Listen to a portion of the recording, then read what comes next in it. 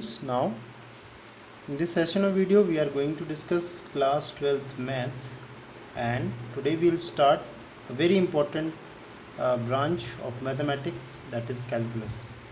Calculus help us in physics, chemistry and all many subjects, clear? Especially mathematics, it is deal with change, clear? So we can conclude that calculation in a single line, that it is change. It is so the difference of change, clear? So let us understand the definition of calculus. It is a branch of mathematics that help us understanding change between the value that are related by a function, clear? So we will understand that if we change the value of x, then the value of function is now also changes, clear? So what it mean by the value of function and the input we are providing. Suppose that we have a function fx is equal to x square. So if we change the value of x is equal to, we are putting 1, so the value of function is also changed, clear? So in this case x is equal to 1, so fx is equal to 1, clear? तो हम लोग क्या करेंगे, change को देख रहे हैं कि चेंज, ठीक है, x की वैल्यू को चेंज कीजिए आप. हमने x की वैल्यू को कितना रखा है 2, तो फंक्शन की वैल्यू कितनी चेंज होगी आपकी, x इज इक्वल टू 2 पे फंक्शन कितना हो जाएगा 4. तो देखिए चेंज हुआ. सो it show the difference between the change, clear? So what, we change x1 to 2 and the value function change from 1 to 4, clear? That is the we are going to discuss in this whole unit about the change, clear? Okay, so first of all you understand the calculus is divided into two parts. So one is this differential calculus and another is integral calculus, clear? So first we are going to discuss differential calculus. Okay, differential calculus को पढ़ने से पहले आपको कुछ चीज़ें पता होनी चाहिए. For example, limits. This limits we have already discussed in class 11th, but again we will discuss this limits. After limit will understand continuity, ठीक है? कंटिन्यूटी भी हम लोग क्लास 11 थोड़ा सा एक बेसिक आइडिया हमने कंटिन्यूटी का लिया है 11th में. Then after that will understand differentiability and differentiation, clear? So हम लोग क्या डिस्कस करने वाले हैं, डिफरेंशियल कैलकुलस, और उसमें सबसे पहले हम लोग पढ़ेंगे limits. So let's see what is actually limit. Limit होती क्या है उसको हम लोग समझते हैं. Okay, limits. Limit, it is a value of function very close to some points, clear? So limit होती क्या है, लिमिट जो फंक्शन हमको प्रोवाइडेड है उसकी वैल्यू हो और किसी एक पॉइंट के nearest, either it is left side और right side, clear? So we can concluded that the definition, it is a value of function. Actually limit is nothing else, it is a value of function. किसी function की value को ही हम लोग limit कहते हैं. Very close to some point, clear? हम लोग इसको समझ लेते हैं. Let a is any point on x axis. Suppose that a कोई हमारे पास पॉइंट है x एक्सिस में and x approach toward a, means when we change the value of x, so the x is moving toward to the a, clear? So let us understand what I mean. Suppose that we have a x axis, clear? And in x axis we have a point a. x axis पे मेरे पास कोई point a है, clear? And we are trying to move toward this a. तो हम लोग a पे a की तरफ मूव करना है हमको. सो मेरे पास चॉइस कितनी है, अगर मुझे ए की तरफ मूव करना है. So how many choice I have, so I have 2 choice. One is this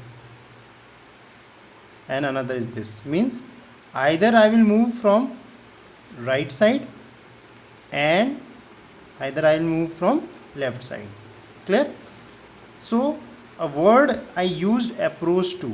Approach to means I am tried to go closer and closer to A. तो हम लोग x, ये x एक्सिस है आपके पास. So we use this symbol x approach to A. मतलब x की value किसके close आ रही है हमारे पास, हम x को A के क्लोज लेके जा रहे हैं. ठीक है. फॉर एग्जाम्पल मेरे पास एक फंक्शन है fx is equal to 2x. Clear है? तो क्या होगा, जैसे जैसे मैं x के क्लोज, a कोई वैल्यू मेरे पास यहाँ पे है. क्लियर है? तो मैं राइट साइड से x a की तरफ आ सकता हूँ या लेफ्ट साइड से a की तरफ आऊँ. क्लियर? तो हर बार जैसे जैसे मैं x के क्लोज आता जाऊँगा, a के क्लोज आता जाऊँगा, मेरे फंक्शन की वैल्यू चेंज होती रहेगी. तो हम लोग जो फंक्शन की वैल्यू हमको यहाँ पे मिलेगी उसे ही हम लोग लिमिट कहते हैं. I think it is clear to you. I hope it is clear to you. Let A is any point on x-axis, x approach toward A. तो x क्या है, A की तरफ अप्रोच हो रहा है, उसकी तरफ बढ़ रहा है. तो किसी भी पॉइंट पे, फॉर एग्जांपल यहाँ पे f(x1) है, तो f(x1) इज इक्वल टू जो भी हमारे पास वैल्यू आएगी 2x1. This is the limit of function. और किसके क्लोज है, ए के क्लोज है. क्लियर है? तो क्या है हमारी definition, it is a value of function. Function की वैल्यू कितनी है मेरे पास, 2x1 है. Very very close to some point, किसी पॉइंट के बहुत ज़्यादा क्लोज हम लोग किसी वैल्यू को लेते हैं, वो हमारे पास लिमिट होगी. क्लियर है? लेकिन हमको उस पॉइंट के नियरेस्ट वैल्यू को, फॉर एग्जांपल मैं यहाँ पे इस पॉइंट की बात कर लेता हूँ. ये पॉइंट x2 है आपके पास. तो fx2 कितना हो जाएगा आपके पास, 2x2. तो लिमिट की वैल्यू कितनी हो गई, ये हो गई, ये फंक्शन की वैल्यू हो गई. This is the value of function, value of function, and this value of function is close to a. So that is called the limit of the function. Clear है? अब इसे हम रिप्रेजेंट कैसे करेंगे, देखिए.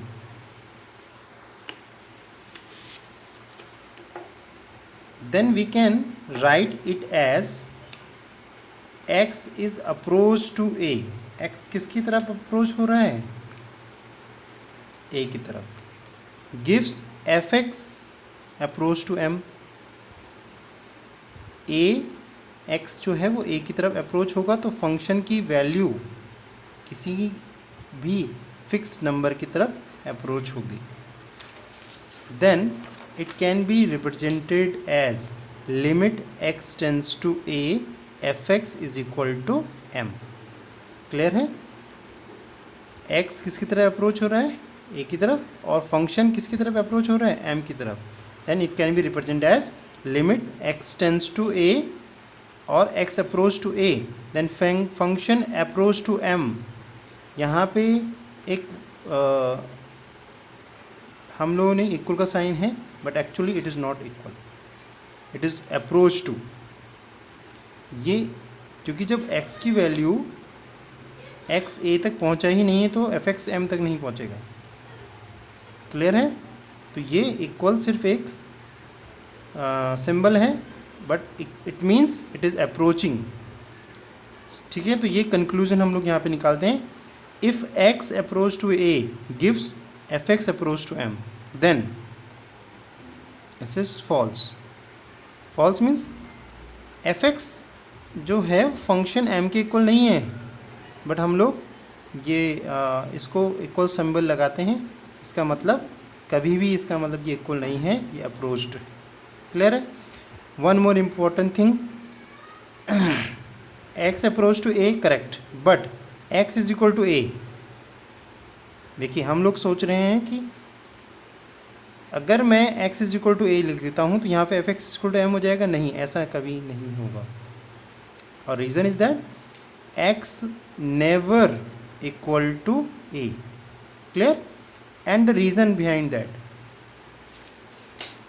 I already explained that this is a and this is the value of x.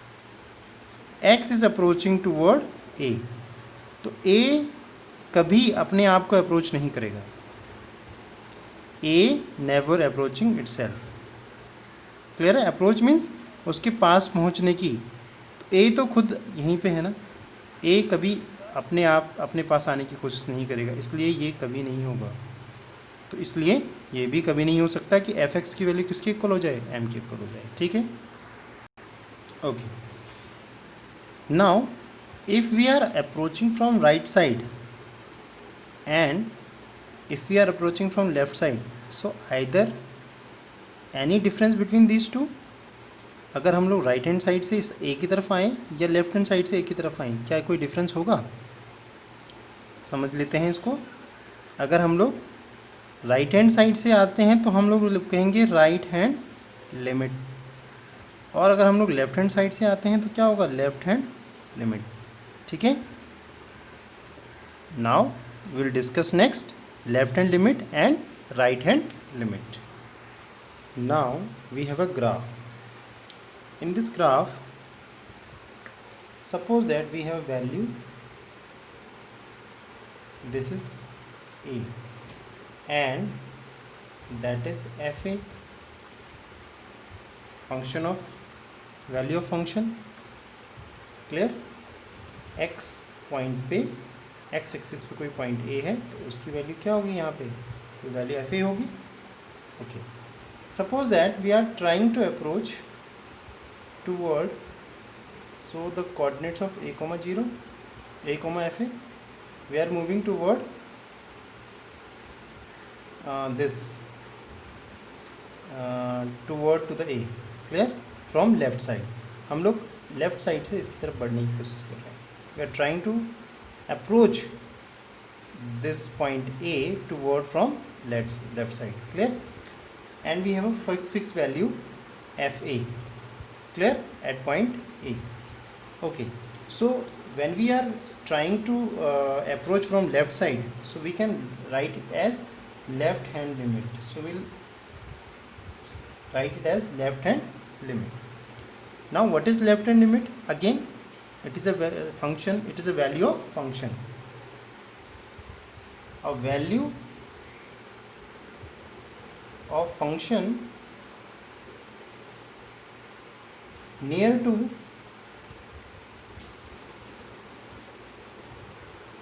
a from left of a is a left hand limit. Clear? Same question में limits में कोई चेंज नहीं है.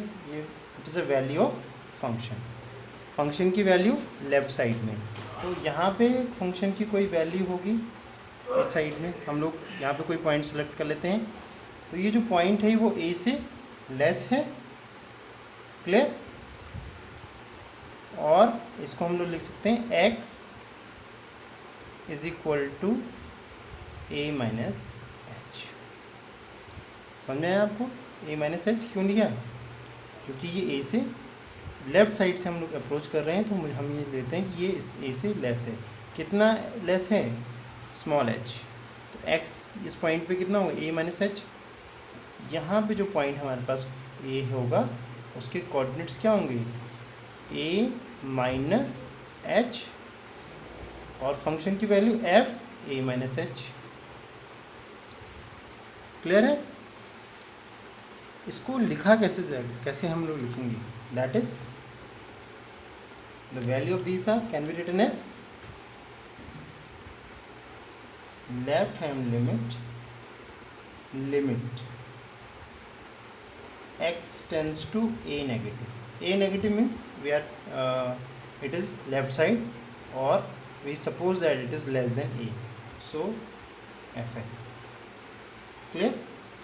Further it can be replaced as limit h tends to 0. एक हमने small value ली है जो zero के अप्रोच्ड है.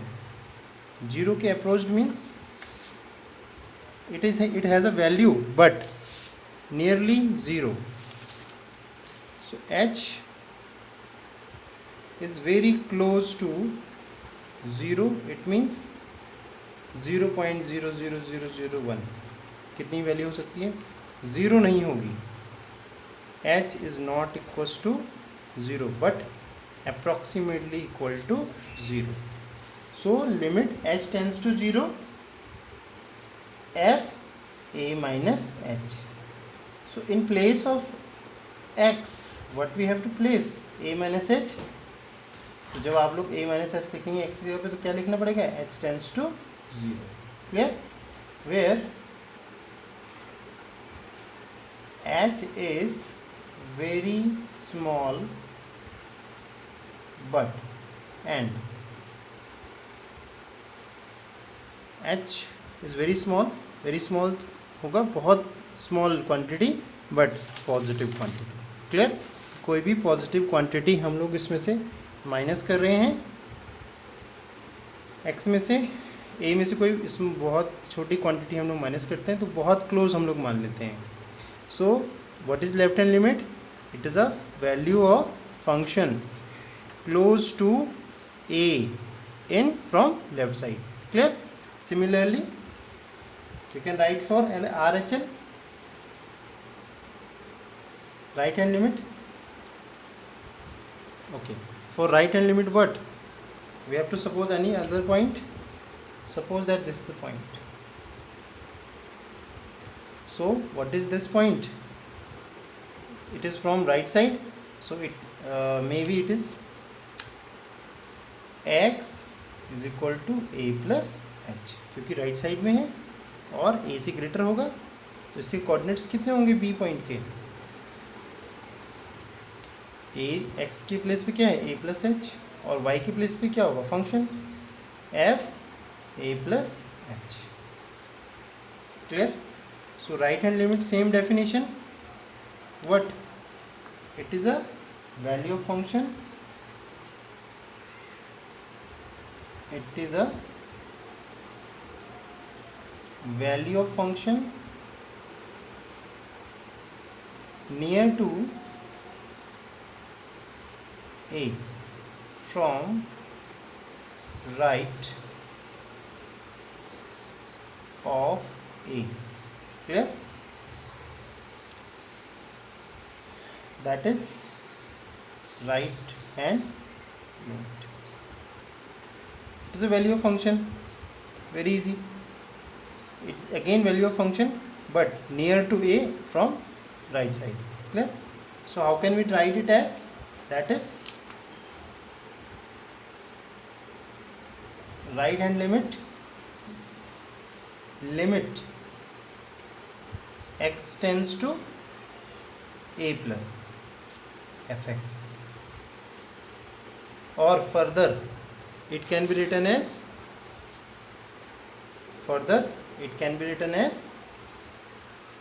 limit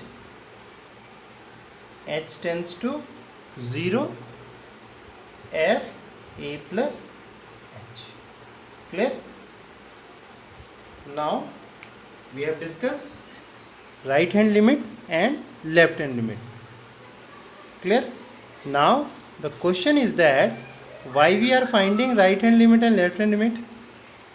Clear? Okay, the question is that why we are finding left hand limit and right hand limit. आखिर हमको left hand limit और right hand limit की ज़रूरत क्यों? Clear? So as we are already talking about lots of time that it is limit is a value of function. Clear? So suppose that we have any function. So a is any point and x1 and this is x2. So in that point the value of function is fa and that is fx1 and that is fx2. Clear? So fx1 and fx2 is very close to a. Clear? So we are finding the value of fx1 and fx2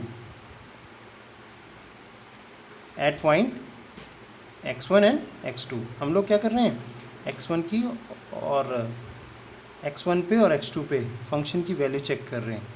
if f(x1) is equal to f(x2) ये हो जाता है और ये भी fa के equal है, it means कि फंक्शन क्या है आपका, कंटिन्यूस है। कंटिन्यूस का मतलब, कंटिन्यूस हम लोग पढ़ेंगे, बट कंटिन्यूटी का मतलब कि फंक्शन में कोई ब्रेकेज नहीं है, फंक्शन एक स्ट्रेट लाइन है, कहीं पे फंक्शन ब्रोकन नहीं है, डॉट नहीं है, या ये एक सीधी एक स्ट्रेट लाइन है, स्ट्रेट लाइन ही है, स्ट्रेट कर्व।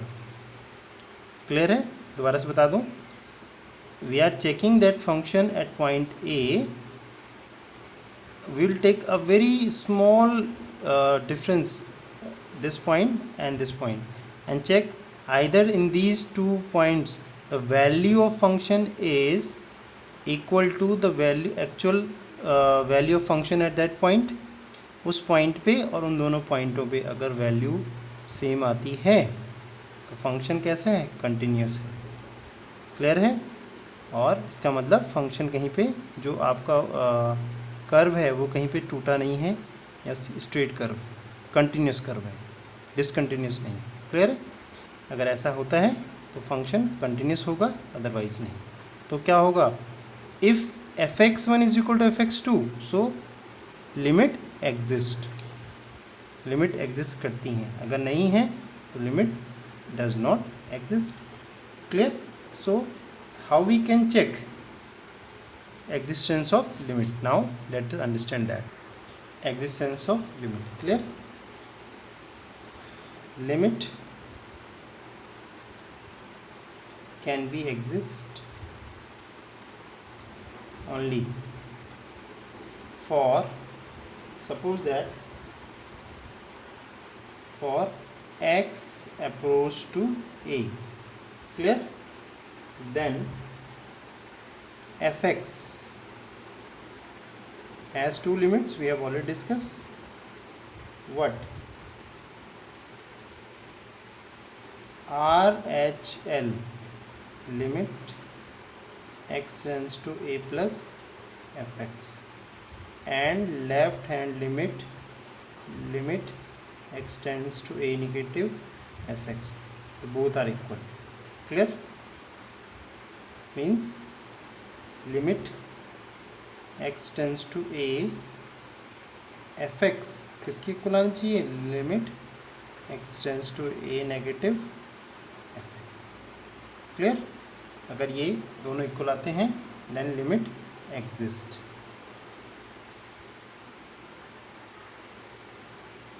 क्लियर?